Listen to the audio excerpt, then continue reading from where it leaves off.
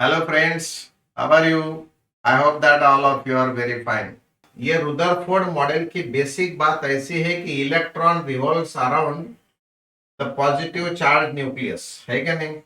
अगर ये positive charge nucleus है और अपना ये इलेक्ट्रॉन इस न्यूक्लियस के अराउंड घूमता है तो कुछ सवाल खड़े हो गए। जो सवाल खड़े हो गए वो सवाल के आंसर्स ये रुदरफोर्ड का मॉडल, रुदरफोर्ड की थियरी नहीं दे पाई और इसी के कारण हमने उसे बोल दिया कि drawbacks of Rutherford's model, failure of Rutherford model. One can say failure, one can say drawback. लेकिन कुछ सवालों का आंसर हमें नहीं मिल पाया। वो कौन से सवाल है जरा देखेंगे। पहले पहला स्टेटमेंट तो ऐसा है कि electron revolves in a circular orbit. क्या पहला डाउट था, पहला सवाल था कि ऑर्बिट कौन सा है, कौन से ऑर्बिट में घूमती है ये? क्योंकि अगर ये इलेक्ट्रॉन घूमता है तो उसकी कुछ वेलोसिटी होगी, कुछ उसकी एनर्जी होगी, तो वो कौन से एनर्जी से घूमेगा, कौन से एनर्जी से कौन से ऑर्बिट में रहेगा? तो रुदरफोर्ड का मॉडल बोलता था कि electron revolves in any circular orbit. वो ऑर्बिट का कोई रिस्ट्रिक्शन नहीं बताया रुदरफोर्ड ने। सुनो, there was no any restriction or particular suggestion of orbit. There is no any restriction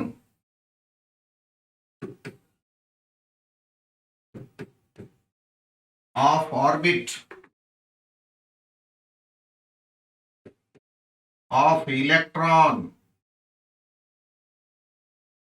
पर अगर ऐसा मान लिया तो फिर जो इलेक्ट्रॉन हायर ऑर्बिट्स में लोअर ऑर्बिट आते समय फिर सारे एनर्जी के फोटॉन्स बाहर आना चाहिए, मतलब जो स्पेक्ट्रम मिलना चाहिए as a result of this, with the help of this or on the basis of this statement, spectrum should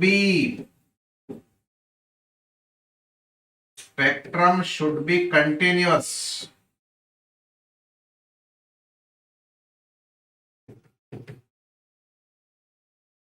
लेकिन ये तो स्पेक्ट्रम कंटिन्यूअस नहीं मिलता, वहां पर लाइन स्पेक्ट्रम मिला। बट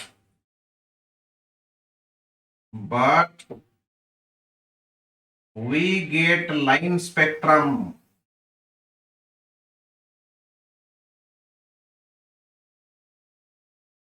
इसका एक्सप्लेनेशन रुदरफोर्ड का मॉडल नहीं दे सकी। इसका मतलब रुदरफोर्ड ने बस एक कमेंट किया था, electron revolves in a circular orbit. कौन से ऑर्बिट में? He didn't know.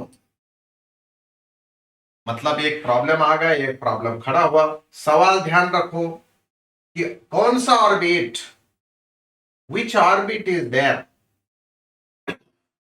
तो क्वेश्चन नंबर 1 हमें समझ में आ गया, क्योंकि लाइन स्पेक्ट्रम एक्सप्लेनेशन के लिए सारे ऑर्बिट्स परमिटेड नहीं है।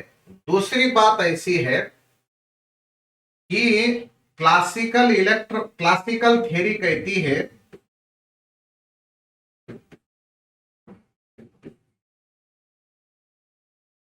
क्लासिकल थ्योरी सेज, क्या कहती? एक्सेलरेटेड चार्ज पार्टिकल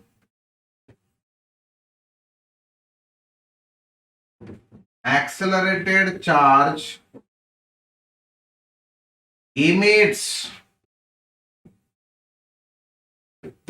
क्या इमिट करता? इमिट्स इलेक्ट्रोमैग्नेटिक वेव या एनर्जी, सिंपली एनर्जी बोलेंगे हम लोग।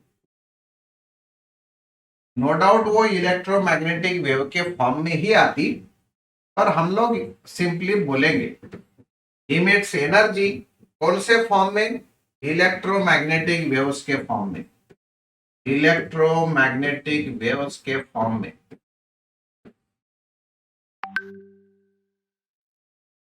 अब ये अगर क्लासिकल थ्योरी बोलती है और हमारा प्लानिटरी मॉडल बोलता है कि यहाँ ये एक पॉजिटिव चार्ज है, उस पॉजिटिव चार्ज के अराउंड इलेक्ट्रॉन घूमता है,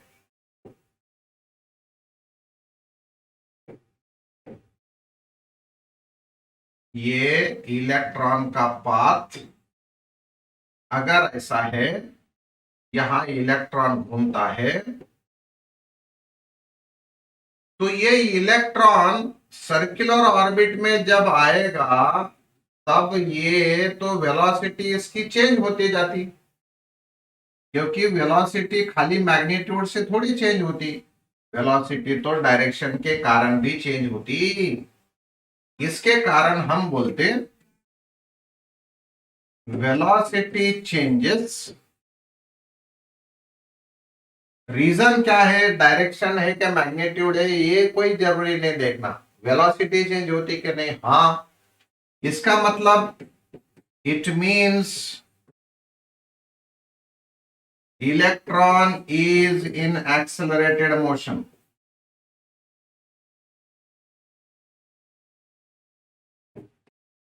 electron is in accelerated motion, और इलेक्ट्रॉन अगर एक्सेलरेटेड मोशन में है तो उसने एनर्जी इमिट करना चाहिए, और अगर वो एनर्जी इमिट करता है तो उसका पाथ फिक्स नहीं रहना चाहिए, क्योंकि जैसी एनर्जी अलग वैसा पाथ अलग, अलग अलग एनर्जी का ऑर्बिट अलग अलग होता है। तो फिर ये इलेक्ट्रॉन का पाथ ऐसा स्पाइरल होना चाहिए और आखिर में ये डुबुक डुबुक कहा जाना चाहिए, न्यूक्लियस में जाना चाहिए। अगर ऐसा हो गया तो एटॉमिक मॉडल स्टेबल नहीं रहेगा। What does it mean? It means that मतलब accelerated motion, therefore it should emit, therefore it should emit energy, and so its path should be कैसा होना चाहिए,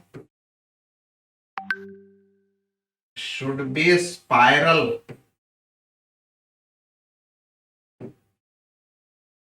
and eventually it should reach the nucleus, eventually it should fall to the nucleus। अगर ऐसा हो गया तो atomic model unstable रहेगा। thus thus Rutherford's atomic model, Rutherford's atomic model will be unstable. Yeah, atom will be unstable. Atomic model म्हणल्यापेक्षा atom will be unstable. Rutherford's atomic model will be unstable म्हणल्यापेक्षा suggest Rutherford's atomic model gives the idea of unstable atom, unstable atom मतलब atom will be unstable। पर ऐसा है क्या? नहीं, सदियों से atom stable है, atom में कोई चेंज होता नहीं। हमारे घर में अगर लोहा ला के रखा, लोहा लोहा का एटम, आयरन, तो कई साल बीत गए लेकिन उसका सोना नहीं हुआ, उसका एल्यूमिनियम नहीं हुआ, या उसका कुछ एलिमेंट बदला नहीं, मतलब एटम स्टेबल मॉडल है। क्या है? But atom is, but atom is stable, ये तो 100% करेक्ट बात है। Atom is stable. तो फिर असल में है क्या फिर? इलेक्ट्रॉन घूमता नहीं क्या फिर? वो तो घूमता है, क्योंकि अगर वो घूमता नहीं था तो वो तो डायरेक्ट फिर कूलम्ब्स लॉ के कारण न्यूक्लियस में आता था। तो इलेक्ट्रॉन घूमता है तो फिर वो एनर्जी इमिट क्यों नहीं करता? ऐसा दूसरा सवाल। मतलब वो एनर्जी इमिट क्यों नहीं करता? इन शॉर्ट सवाल क्या? Why does it not radiate energy? Does why does it not radiate energy?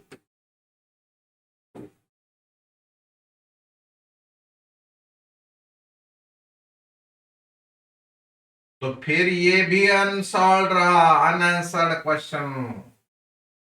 अब इस बीच में जो लाइन स्पेक्ट्रम मिला,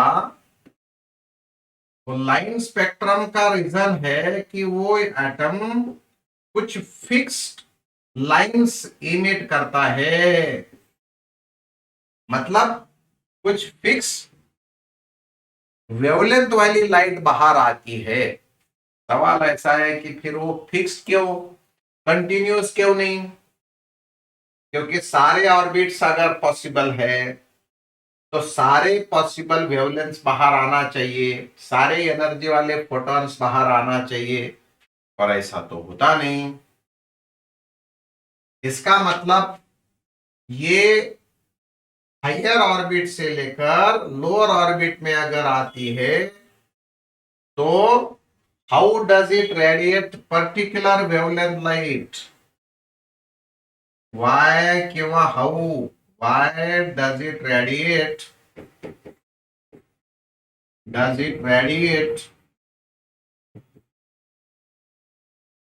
स्पेसिफिक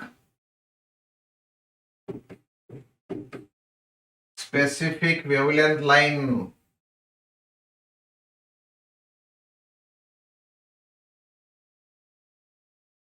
आणि यालाच तुम्ही हाऊ सुद्धा म्हणू शकता। And how how does it radiate? अगर वो स्टेबल मॉडल है तो उसने रेडिएट एनर्जी रेडिएट नहीं करना चाहिए, लेकिन एनर्जी रेडिएट तो होती है। ये तीनों सवाल दोस्तों हमारे सामने अब आ गए। अब सवाल को आंसर देना रुदरफोर्ड के बस में नहीं रहा। Rutherford theory could not answer Rutherford's atomic model would not answer this question.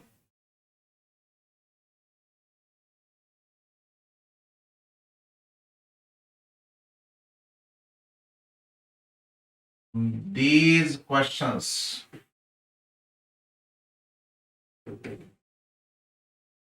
Okay. दोस्तों 1911 में इनकी थ्योरी आ गई थी। रुदरफोर्ड्स एटॉमिक मॉडल का साल कौन सा? बस 110 साल हो गए। अभी तो 21 खत्म हुआ ना, इसलिए 10 साल, 111 बोलो चलो। 111 साल पुरानी बात है। 111 साल पुरानी बात है ये। अरे पुरानी का पुरानी।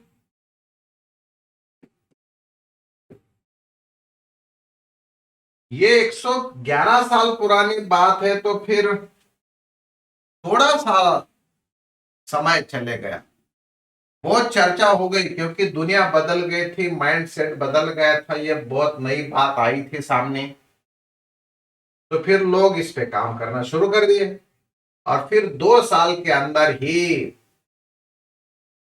1897 से 14 साल बीत गए थे रुदरफोर्ड का एटॉमिक मॉडल आने के लिए। लेकिन उसके बाद immediate after 2 years, after 2 years एक दोस्त आ गया अपने ह्यूमन काइंड का, वो है नील्स बोर। नील्स बोर ने बता दिए सारे आंसर्स। इन्होंने क्वांटम थ्योरी एंड ये रुदरफोर्ड मॉडल, इन दोनों थियरीज का, दोनों मॉडल्स का मेल लगाया और ये तीनों के तीनों आंसर्स दे दिए, मतलब तीनों सवाल के आंसर दे दिए। कौन से तीन सवाल थे? आपको पता है कौन से तीन सवाल थे, है ना? वो तीनों सवाल का आंसर, मतलब ये नील्स बोर के थ्योरी के असम्पशंस या पोस्टुलेट्स, ये पोस्टुलेट समझना मतलब ये चैप्टर समझ लेना, बाकी कुछ नहीं इस चैप्टर में, फिर मजा आएगा। क्या आप लोग सेटिस्फाइड है मेरे तीनों सवाल से? रुदरफोर्ड मॉडल के लिए जो तीन सवाल खड़े हो गए, क्या वो तीनों सवाल आपके जहन में आ गए? अगर आते हैं तो हम चले जाएंगे आगे। Have all of you understood three questions? हा, तिन्ही क्वेश्चन्स आम्हाला समजले पाहिजे। काय प्रॉब्लेम होता, चर्चा जे सायंटिस्ट लोकांची सुरू झाली त्याच्यात कोणत्या कोणत्या प्रश्नाला उत्तर भेटली नाहीत? तर एक, नेमकं ऑर्बिट कोणतं, की किती ऑर्बिट्स असतात, बरं मग इलेक्ट्रॉन फिरतो तो एनर्जी रेडिएट का करत नाही? म्हणजे आम्ही जर का 10 किलोमीटर सायकल चालवली तर घाम घाम होतो, त्याला थकवा येतो ना, एनर्जी लॉस होते ना। तसं या इलेक्ट्रॉनची एनर्जी का नाही येत मग लॉस होत, तो का नाही न्यूक्लियस मध्ये येत? आणि एनर्जी इमिट होत असताना काही विशिष्ट वेव्हलेंथची एनर्जी फक्त का बाहेर आली? या सगळ्या प्रश्नांची, या तिन्ही प्रश्नांची उत्तर आपल्याला त्या काळी 2 वर्ष मिळाली नव्हती, परंतु 1913 साल आ गया, मतलब बिफोर 99 ईयर्स नील्स बोर ने बता दिया, कोई चिंता नहीं, डरो नहीं, मैं हूं ना, है ना? तो सवाल थे, पहला पहला सवाल था कि ऑर्बिट कौन सा है। वो ऑर्बिट उन्होंने बता दिया कि वो स्पेसिफिक ऑर्बिट रहेगा। उसका फर्स्ट पोस्टुलेट था, मतलब नील्स बोर का फर्स्ट पोस्टुलेट, वो पोस्टुलेट्स को ही हम लोग बोलते हैं बोर्स एटॉमिक मॉडल। क्या बोलते हैं उसे? Bourse atomic model. इन ये पोस्टुलेट्स में, मतलब पहला पोस्टुलेट है कि electron revolves around the nucleus in circular orbit, लेकिन वो सर्कुलर मोशन के लिए जो सेंट्रीपिटल फोर्स लगता है ना दोस्तों, वो सेंट्रीपिटल फोर्स प्रोवाइड करने वाला है electrostatic force of attraction between nucleus and revolutionary electron. तो ये न्यूक्लियस का चार्ज, इलेक्ट्रॉन का चार्ज डिवाइडेड बाय डिस्टेंस का स्क्वायर। अब जब मैं ऐसा फॉर्मूला बोलूंगा वो तब खाली हाइड्रोजन एटम के लिए बात होगी। तो दोस्तों, खाली तो आज 3 सवाल कौन से थे वो सवाल मिस कर दिए, अब डायरेक्ट आंसर ले लेना। मग अगर मैं ये 4 चार्ज ऐसा ले लेता, इलेक्ट्रॉन, न्यूक्लियस का चार्ज और इलेक्ट्रॉन का चार्ज, तो ये होगा खाली हाइड्रोजन एटम के लिए। बस ये हाइड्रोजन एटम की स्टोरी सुनाएंगे। No doubt Bohr's atomic model is related to only hydrogen atom, पर हमें अभी डिस्कस कर लेंगे, पहले 3 पोस्टुलेट लिखेंगे, फिर बाद में यही इक्वेशन कौन से भी एटम के लिए कैसा आता है वो देखेंगे। दोस्तों, ये हो गया इसी बात। दूसरा पोस्टुलेट बोलता है वो, दूसरा पोस्टुलेट बोलता है कि इलेक्ट्रॉन एनर्जी रेडिएट क्यों नहीं करता। दोस्तों, बोर्स ने कुछ नहीं किया, बोर्स ने इसका थोड़ा लिया, इसका थोड़ा लिया और अपनी थ्योरी दे दी और नोबेल प्राइज ले लिया। इसकी थोड़ा इसका थोड़ा मतलब रुदरफोर्ड का मॉडल जैसा कि वैसा लिया, खाली प्लैंक्स क्वांटम थ्योरी यूज की और सारे सवाल के फिट आंसर दे दिए और नोबेल प्राइज ले लिया। कौन सा था फिर सेकंड सवाल कि वो इलेक्ट्रॉन एनर्जी रेडिएट क्यों नहीं करता? तो ये बोला electron revolves in a circular orbit without radiating energy if its angular momentum मतलब आई ओमेगा मतलब एम वी आर अगर मगर integral multiple of h by 2 pi हो तो, मगर कितनी क्यों नहीं लेट आती, लेकिन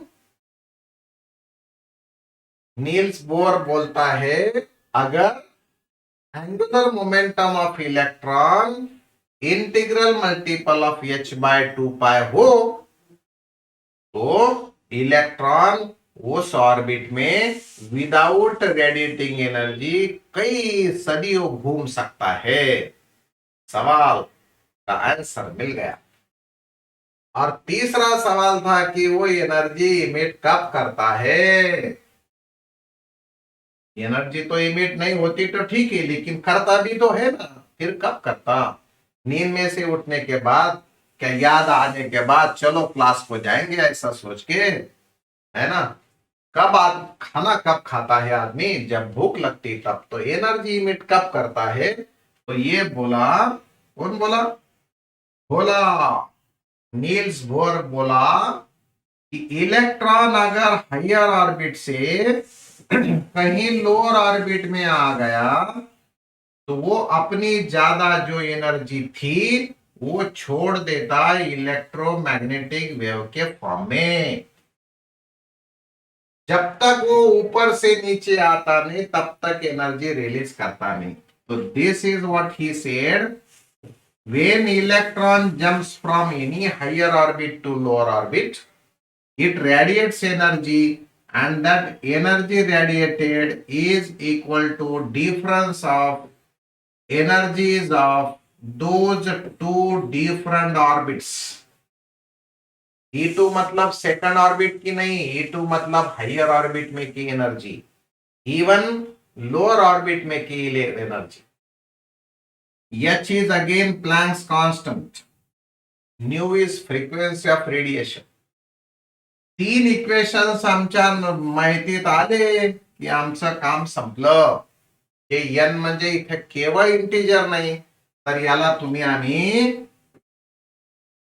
प्रिन्सिपल क्वांटम नंबर सुद्धा म्हटलेलं आहे। प्रिन्सिपल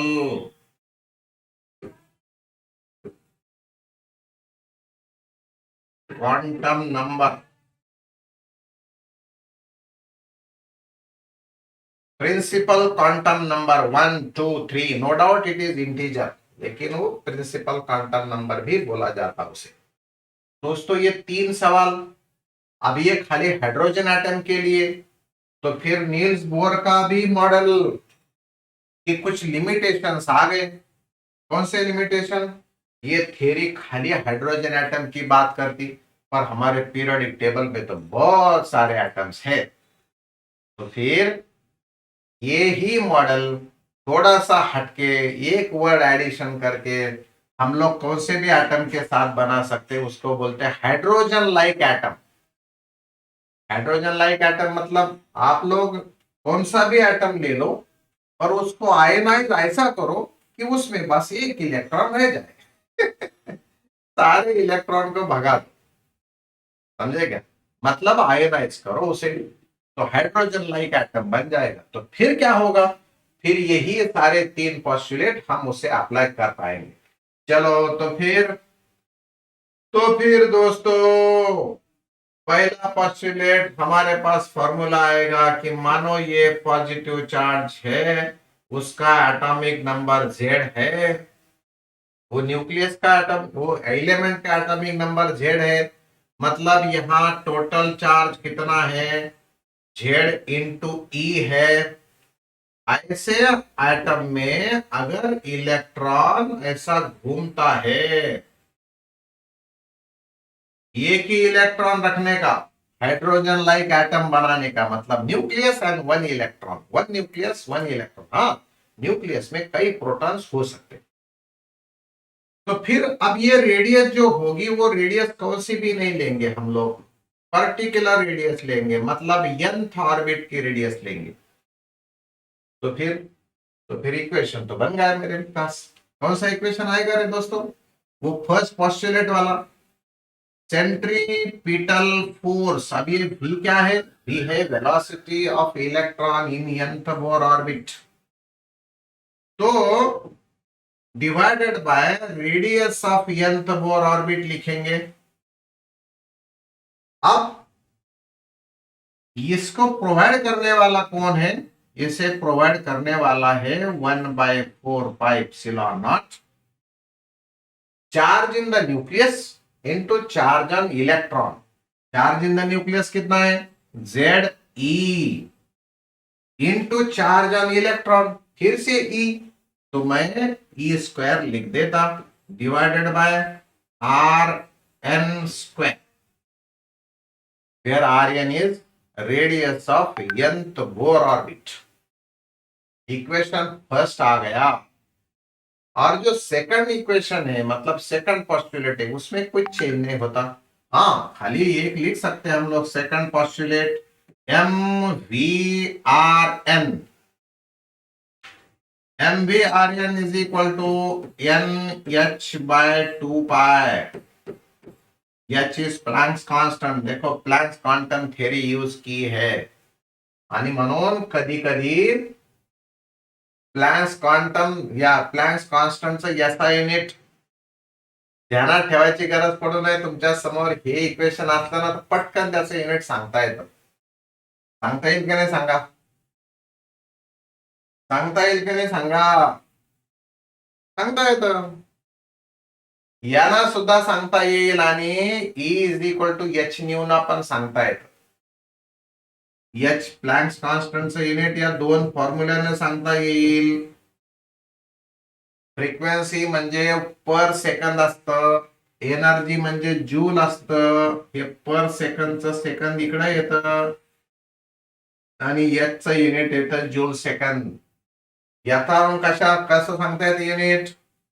मास kilogram, v metre per second, r metre square.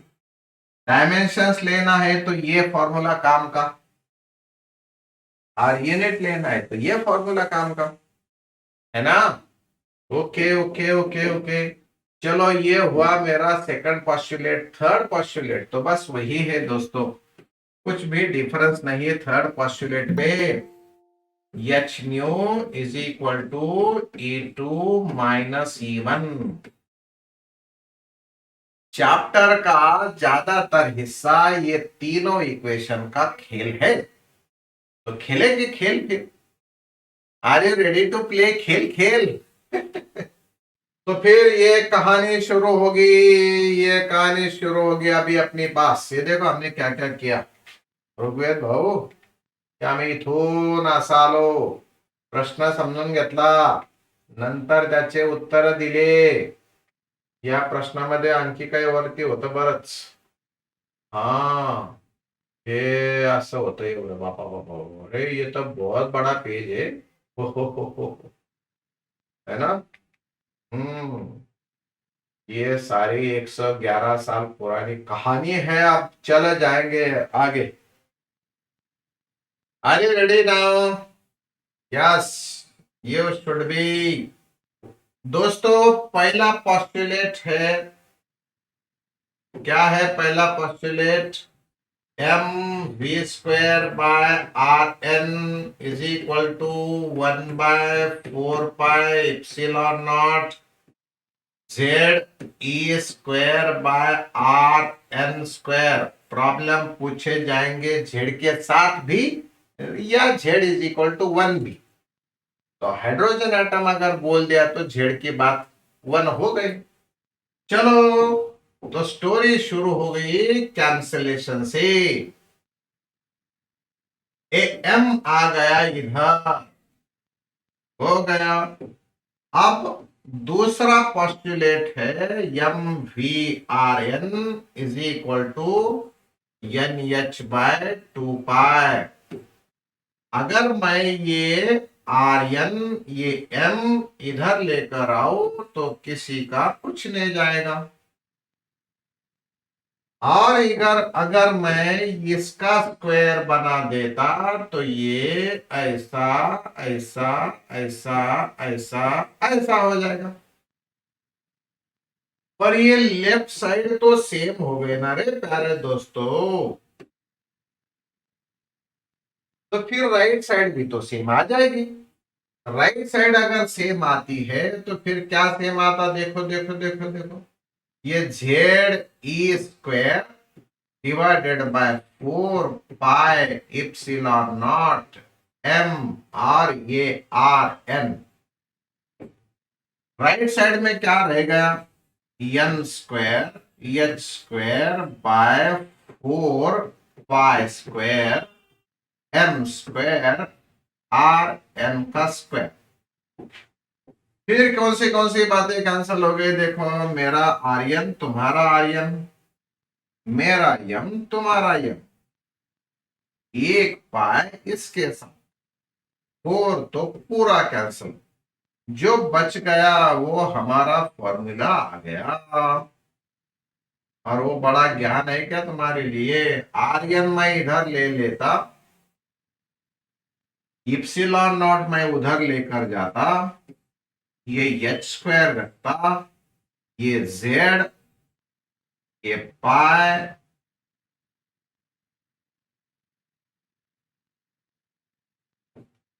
M e square और ये एन स्क्वायर बाजू में लिखता।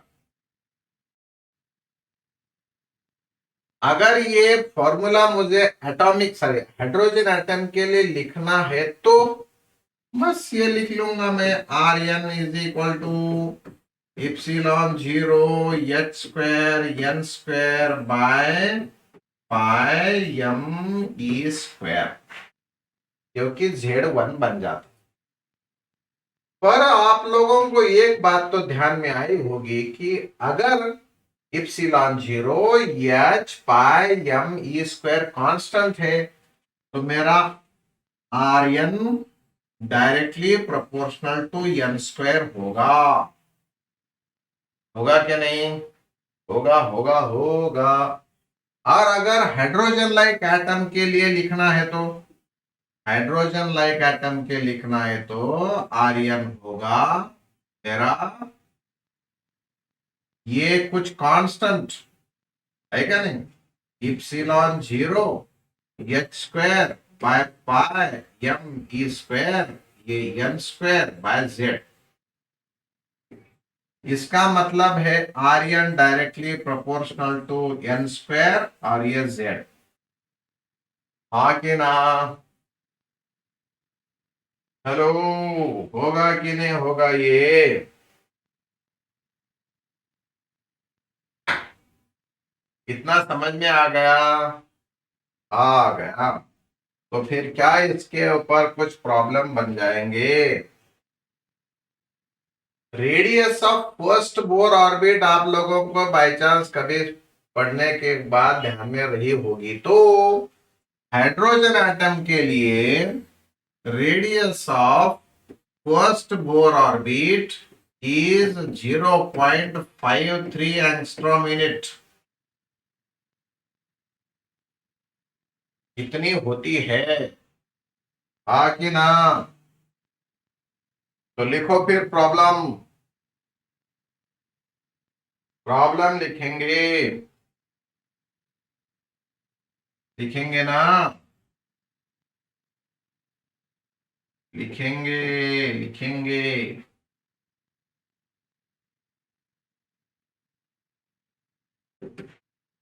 Radius of first Bohr orbit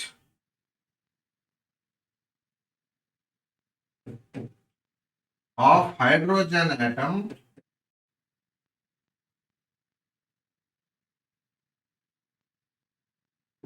is 0.53 angstrom minute.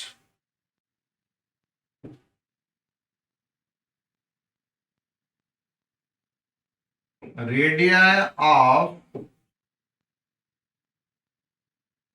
electron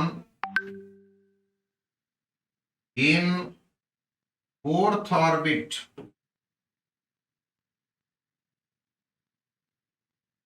of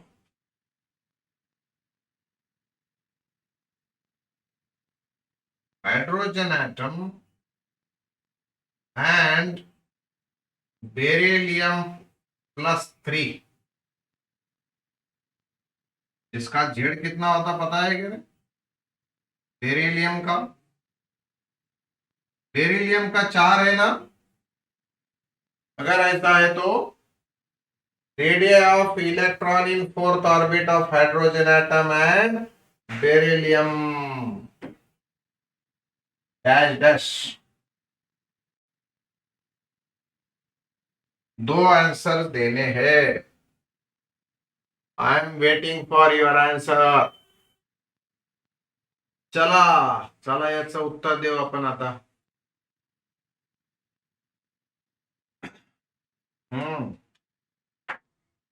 दोस्तों हमारे पास फॉर्मूला है Rn पहले हाइड्रोजन के लिए R1 इंटू n स्क्वायर, तो मेरा R4 होगा 0.53 इंटू 4 का स्क्वायर। फोर्थ ऑर्बिट में पूछा ना।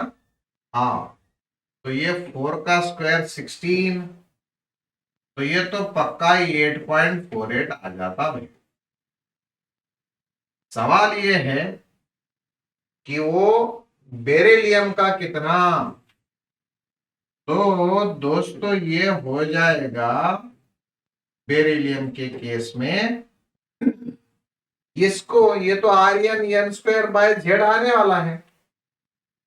R1 n² तो 8.48 डिवाइडेड बाय 4 मतलब 2.12 एंगस्ट्रॉम मिनट। ये बात है हमारे radius of nth Bohr orbit की।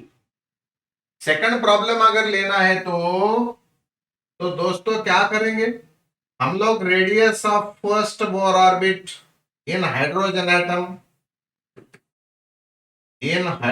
एटम मान लो 0.5 एंगस्ट्रॉम मिनट, क्यों वो 3 भी ले लेंगे क्या, तो 0.5 angstrom minute. What will be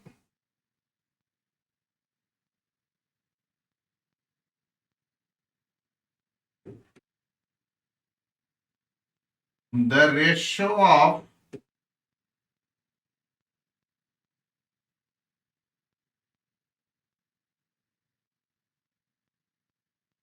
area of orbits, area of fourth orbit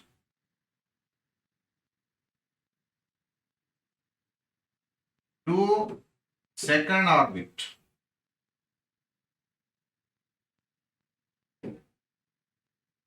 चलो व्हाट से शुरू हुआ है तो क्वेश्चन मार्क। कमान फटाफट। क्या मैंने इस प्रॉब्लम के लिए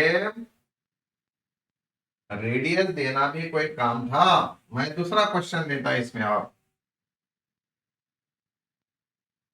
what is area of first orbit in hydrogen atom?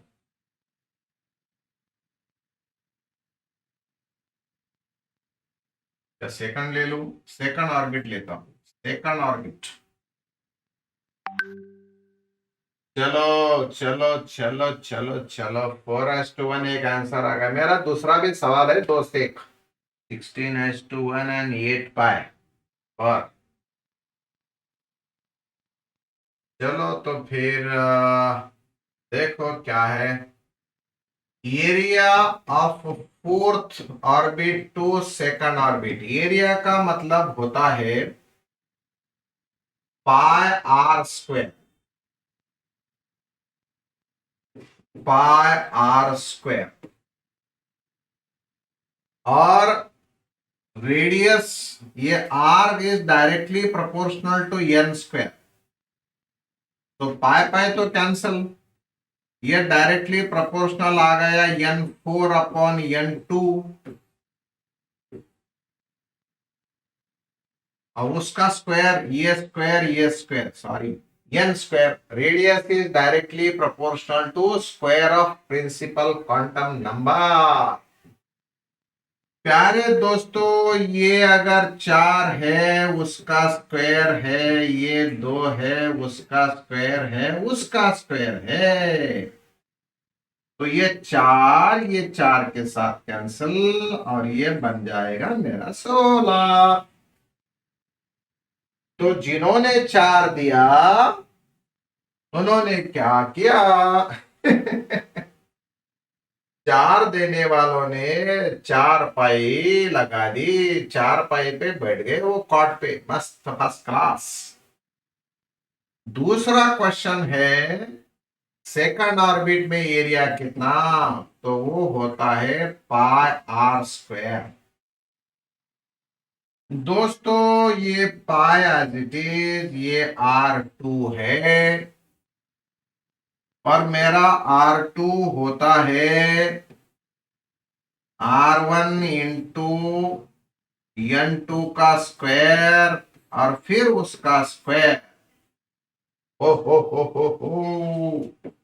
ये मेरा पाई एज इट इज, R1 तो है 0.5, N2 है 2 मतलब 2 का स्क्वायर 4, N2 है 2 और 2 का स्क्वायर 4 और फिर उसका स्क्वायर। तो क्या नंबर आएगा मेरा, मेरा नंबर जो तुम्हारा होगा ये होगा 2, 2 का स्क्वायर 4 पाई होगा। 8 पाई कहां से आया था। इसका अगर SI यूनिट में लिखना है तो इसको एंगस्ट्रॉम यूनिट का कन्वर्जन करना पड़ेगा, 10⁻⁻10 का -20 मीटर स्क्वायर होगा।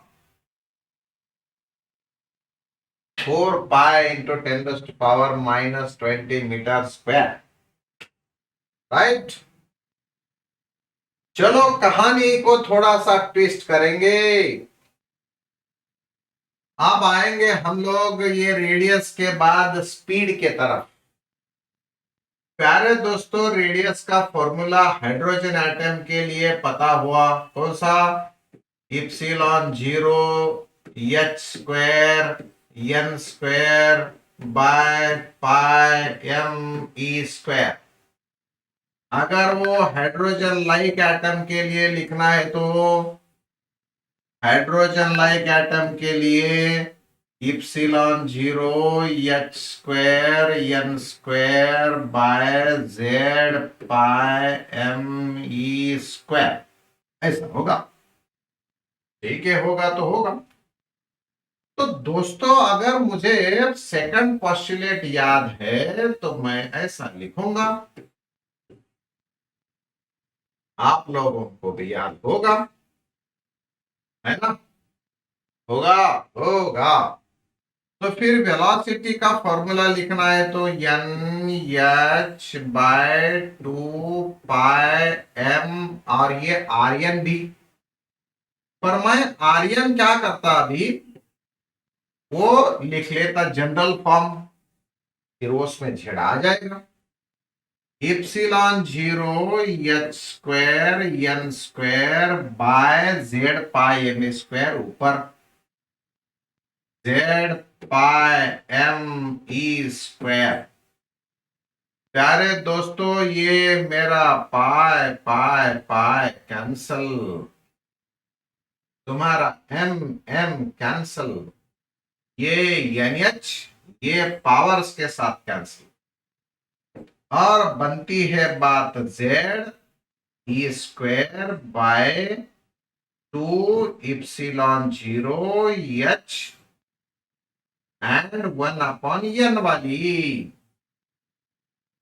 इसका मतलब है velocity of electron is inversely proportional to principal quantum number and directly proportional to atomic number. Hydrogen atom के लिए तो Z = 1 होगा, है ना। अगर मुझे Z किसी का पता है, मानो किसी का है जो जिसको आयनाइज कर सकते हैं हम लोग, मानो वो 4 5 6 7 8, इतना तो आयनाइज करते नहीं हम लोग, लेकिन 2 3 के लिए बोल सकते Z = 2। कौन है वो? हेलियम, है कि नहीं। Z = 2। उसको अगर डबल आयनाइज किए तो, या सिंगल आयनाइज से रे, नहीं सिंगल आयनाइज करना पड़ेगा, तो एक इलेक्ट्रॉन रह जाएगा हीलियम में सिंगल आयनाइज करने के बाद। तो फिर ये Z = 2 देता, मैं इसकी बात करता, तो दोस्तों ये जो वेलोसिटी है ना, इसके कुछ नंबर अगर फिक्स लाए आपने, तो वो वेलोसिटी बहुत ज्यादा होती है। कितनी होती है? ये of the order of velocity of light तो नहीं होती, लेकिन close to velocity of light बन जाती है। इलेक्ट्रॉन की वेलोसिटी बहुत ज्यादा होती है। आप लोग कैलकुलेशन कर सकते, या इसका कुछ और भी ऐसा है वेलोसिटी, वो C/131 ऐसा कुछ तो नंबर आता हो कैलकुलेशन करने के बाद, मतलब 10⁶ के ऑर्डर में वेलोसिटी ऑफ इलेक्ट्रॉन आ जाती फर्स्ट ऑर्बिट में। चलो वो हमारा टारगेट नहीं, वो कैलकुलेशन करना, इधर उधर जाना। हाँ, हम लोग इस पे प्रॉब्लम ले सकते। लिखो प्रॉब्लम, प्रॉब्लम लिखो।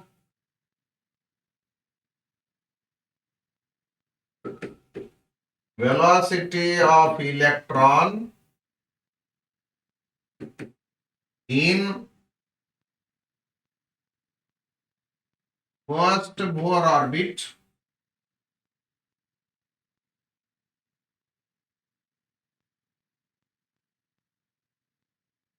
of hydrogen atom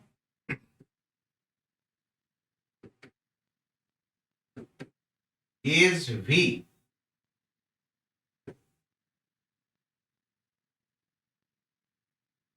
The velocity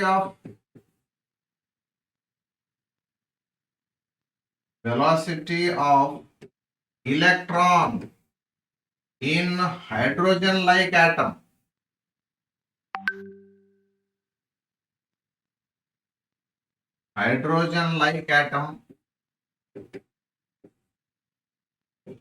of Z = 2. Simple.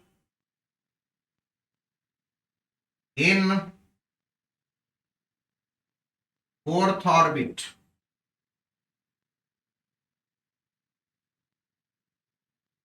is, चलो बताओ, सॉरी, चलो बताओ भाई, चलो बताओ भाई। Fastest finger first.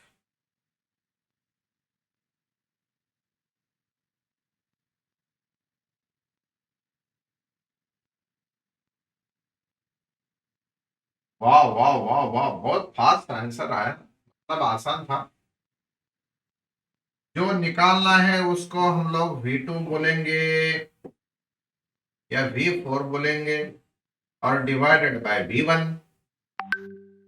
तो ये V4 तो हाइड्रोजन लाइक एटम में है, मतलब Z2 है, एंड डिवाइडेड बाय उसका N है 4, और V1 का Z तो 1 है, एंड उसका प्रिंसिपल क्वांटम नंबर भी 1 है। तो ये आंसर आ गया 1/2। तो दोस्तों इसकी वैल्यू अगर v है तो आंसर तुम्हारा नंबर 1 आ गया सबका। फिर भी शायद किसी ने नहीं दिया। कौन नहीं दिया? साक्षीने दिलंय, पण खूप उशिरा। मोहिनी, दांडे, मदिया, श्रुति। ये मुस्कान कहाँ गई? क्या खाली मुस्कान करते रहती? खाली हंसते रहते उधर। मुस्कान है क्या?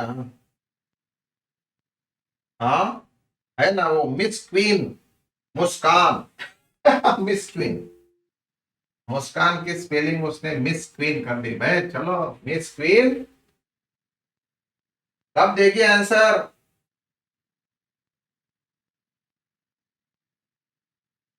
अभी ये तो आंसर देना पड़ता था ना। हाँ, चलो वेलोसिटी आ गई दोस्तों। पर इलेक्ट्रॉन अगर सर्कुलर मोशन में है तो आपको सबको पता है v is equal to r omega, है ना? क्या नहीं किसी को पता है? फिर ये v आ गया है Z e square by 2 epsilon 0 h n. R है हमारा, क्या है? Epsilon 0 h square n square by Z pi m e square into omega. तो क्या फिर मेरा ओमेगा प्रिंसिपल क्वांटम नंबर के फॉर्म में आ जाएगा? ये जेड जेड बनता है जेड स्क्वायर। क्या क्या कैंसल होता? कुछ भी नहीं होता, उल्टा सब मल्टीप्लिकेशन में आ जाते। Pi m e to the power 4 divided by 2 epsilon 0 square h cube and z square by n cube. ये बनता दोस्तों मेरा formula for omega. Angular velocity of electron in nth 4 orbit of hydrogen atom is inversely proportional to cube of principal quantum number। और hydrogen like atom के लिए directly proportional to Z square and inversely proportional to cube of principal quantum number. समझे? अरे omega का formula angular velocity, फिर ये frequency की बात होगी या पीरियड की बात होगी? कुछ भी हो सकता है इसमें से। अगर कोई फ्रीक्वेंसी की बात करे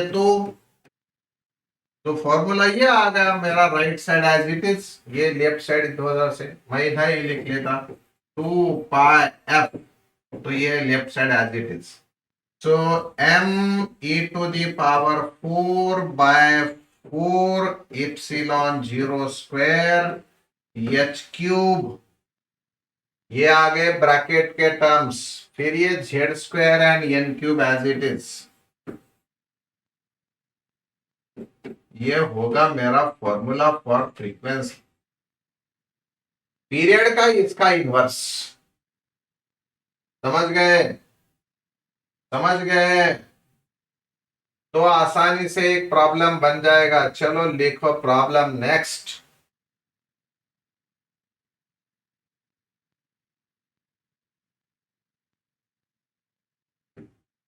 period of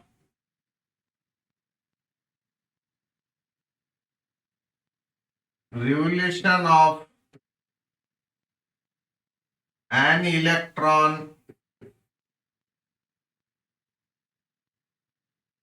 in hydrogen atom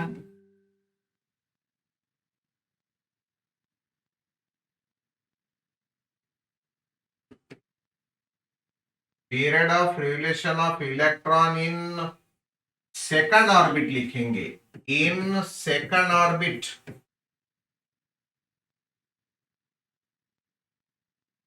in second orbit in hydrogen atom is capital T.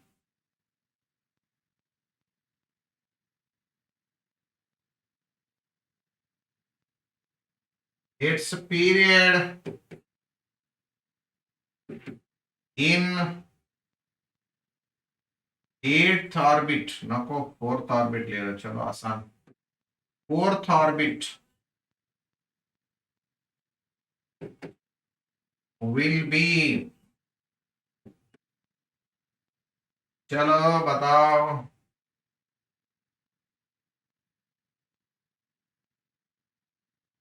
Frequency का फॉर्मूला इनवर्सली, तो पीरियड का फॉर्मूला डायरेक्टली प्रोपोर्शनल, तो t fourth by t square is equal to 4/2 bracket का cube, तो ये तो 2 हुआ, answer मेरा 8t आया, आया आया आया आया। हाँ, चलो फिर और एक बार next problem, last problem of the day. हाँ हाँ हाँ हाँ हाँ हाँ, right right, next problem of the day and last problem of the day. चलो क्या है, क्या है, क्या है, क्या है, चलो चलो चलो चलो, radius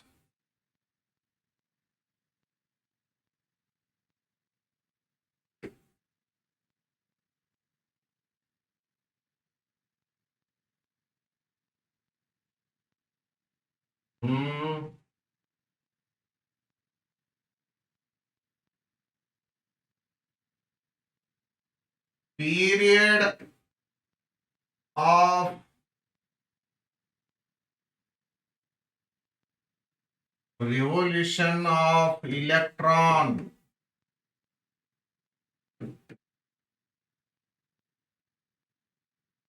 in second orbit, second orbit नहीं, in an orbit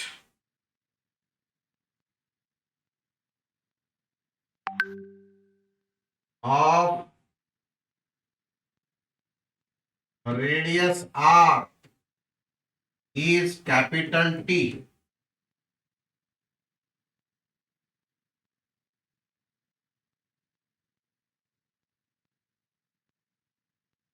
What will be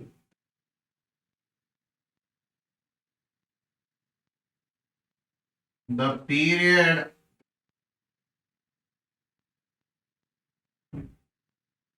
in an orbit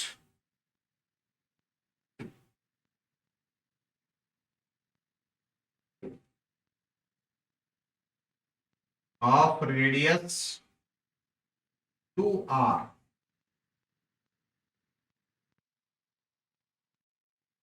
चलो बताओ जल्दी, चलो आंसर तो एक तो आ गया दोस्तों करेक्ट। प्यारे दोस्तों, थोड़ा सा जरा मैं थोड़ा सा अलग दे दिया था, ये तुम्हारा t is directly proportional to n cube है, और रेडियस के टर्म्स में है तो radius is directly proportional to n square है। इसका मतलब तुम लोग लिख सकते हैं root of r is directly proportional to n, तो n अगर रूट में है तो क्या मैं लिख सकता, क्या t is directly proportional to n के जगह root of r raise to 3, तो t is directly proportional to r raise to 3/2। हे ऐसा है दोस्तों मेरा आंसर। चलो तो फिर अब ये होगा सेकंड पीरियड, पहला पीरियड, सेकंड रेडियस, पहली रेडियस, उसका पावर 3/2, ये तो बनता है डबल रेडियस, उसका पावर 3/2, मतलब ये 8 का रूट, ये होगा √8, मतलब 2 √2, ये होगा T2, ये होगा T। प्यारे दोस्तों, ये आंसर है 2 √2 T वाला। आप लोगों को अगर पता होगा तो ये एक आंसर आपने ग्रेविटेशन में सीखा था। कौन सा सीखा था पता है क्या? स्क्वायर ऑफ ग्रेविटेशन में नहीं, कौन सा, हाँ ग्रेविटेशन में ही है। Square of period of revolution is direct, Kepler third law. Cube of radius of orbit, ये है T square directly proportional to cube of radius of orbit. दोस्तों, इसी के साथ आज के ताजा समाचार खत्म करते, मिलेंगे हम, तब तक के लिए all the best, take care of yourself and your family also, bye bye.